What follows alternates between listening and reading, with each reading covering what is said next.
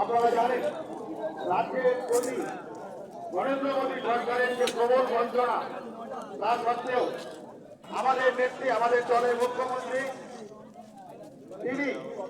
এত কিছু করেও অবশেষে আপনাদের মুখের দিকে তাকিয়ে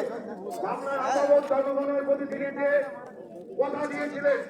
যদি কেন্দ্র টাকা না দেয় তাহলে আমার রাজ্যের মানুষের টাকা আমার রাজ্যের অ্যাকাউন্ট থেকেই আমরা পাঠাবো, তাদের যতই রাজ্যের অভাব থাকুক। আর মাত্র কয়েকদিন পরে আপনাদের ঘরে ঘরে আমার দেওয়া নেত্রী, আমাদের বাংলার মুখ্যমন্ত্রী,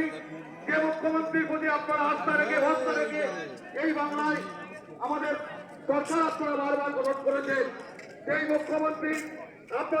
আপনাদের প্রতি আপনাদের দেওয়া কথা রাখতে গিয়েই তিনি আজকে